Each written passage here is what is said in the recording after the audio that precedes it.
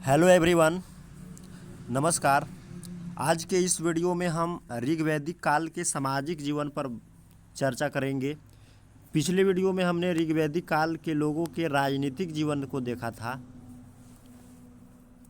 तो ऋग्वैदिक काल के लोगों के सामाजिक जीवन कैसा था, वो किस प्रकार से सामाजिक जीवन उन लोगों की किस प्रकार की थी, स्त्रियों की क्या दशा थी, स्त्रियों की क्या स्थिति थी, वो किस प्रकार के विवाह प्रथा का प्रचलन था, कौन कौन से खान पान को अपनाते थे, कौन कौन सा मनोरंजन का साधन अपनाते थे,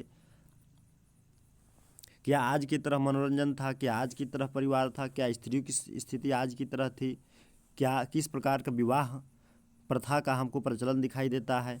इस पर हम चर्चा करेंगे। सामाजिक जीवन में इसी पर चर्चा होगा।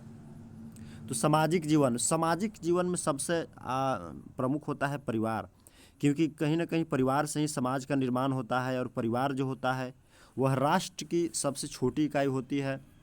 और परिवार में वे सभी लोग आते हैं, माता पिता पुत्र, उसके अलावे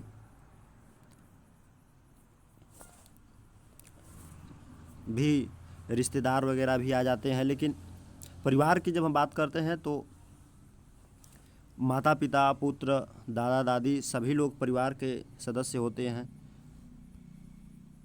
तो सामाजिक संगठन में परिवार सबसे छोटी इकाई होती थी।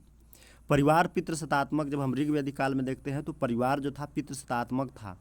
पिता परिवार का मालिक होता था। पिता का संपत्ति का उत्तराधिकारी पुत्र होता था, पुत्री नहीं। पुत्री तभी उत्तराधिकारी बनती थी जब पिता का कोई संतान नहीं होता था। उस समय भी लोग उस समय भी लोग पुत्र की कामना करते थे, अभी के भांति ही। दूसरा, स्त्रियों की स्थिति।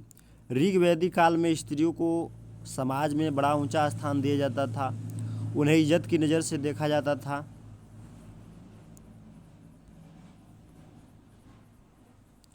विवाह होने पर वे अपने पति और पुत्र के संरक्षण में रहती थी।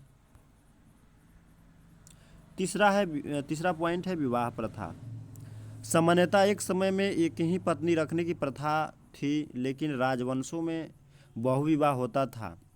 दहेज प्रथा नहीं था, परंतु कुछ लोग अगर कन्या में दोष हो तो दहेज लेकर ही विवाह होता था।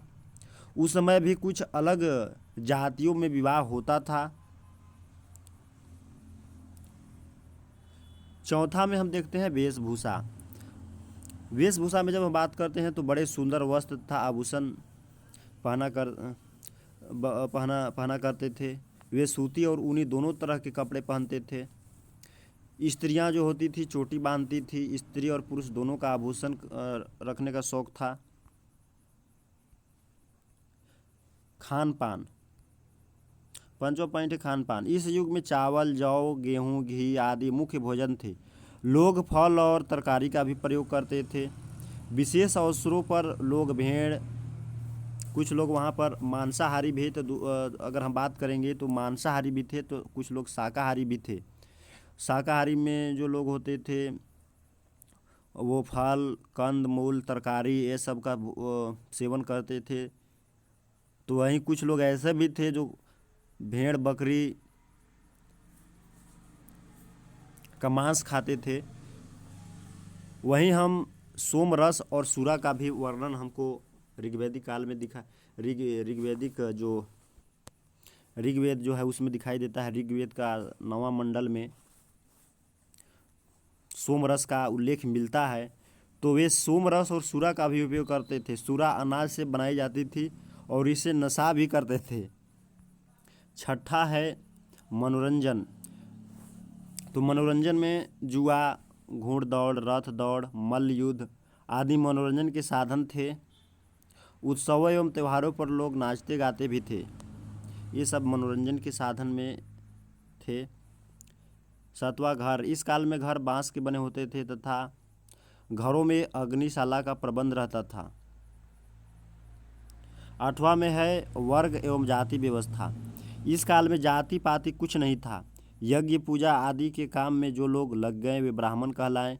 कुछ लोग जो थे रक्षा के लिए लग गए तो क्षत्रिय क्षत्रिय कहलाए। जो लोग खेती व्यापार में लग गए वे वैश्य कहलाए। तथा आर्यों ने अपने सेवा पर कुछ लोग रख लिए जिनको रखे वो लोग शूद्र कहलाए। लेकिन धीरे धीरे लोगों में जीवन में जटिलता बढ़ने लगी, जिसके कारण जाति प्रथा का जन्म हुआ। फिर उनमें अनेक हमको भेदभाव बढ़ते हुए दिखाई देता है। तो आज के लिए इतना ही। अगला जो हमारा वीडियो आएगा वह ऋग्वैदिक काल के लोगों के आर्थिक जीवन के विषय में आएगा कि ऋग्वैदिक काल के जो आर्य थे उनका कृषि व्यवस्था किस प्रकार का था। तो जय हिंद, जय भारत। हमारा चैनल अभी तक सब्सक्राइब नहीं किए हैं तो सब्सक्राइब कर लीजिए, क्योंकि सब्सक्राइबर नहीं बढ़ रहे हैं। 48 के 48 ही सब्सक्राइबर हैं। अगर इस प्रकार से कुछ आपके फ़ायदे के लिए वीडियो आ रहे हैं तो आपको सब्सक्राइब करना दायित्व होता है, क्योंकि आज के समय में कोई मुफ्त शिक्षा देना तो दूर की बात, मुफ्त में आपको कोई ज्ञान भी देने से हिचकिचाता है। तो ऐसे में आपका कर्तव्य बनता है कि अगर यह चैनल हमने बनाया है तो इस चैनल के लिए आप कुछ अपना पैसे तो लगेंगे नहीं चैनल सब्सक्राइब करने में। तो ऐसे में चैनल को सब्सक्राइब कर लीजिए, जिससे कि कुछ भी अगर वीडियो से आपको 2-4 पॉइंट भी फ़ायदा पहुंचता है तो इसे मैं गौरवान्वित महसूस करूंगा। तो जय हिंद, जय भारत।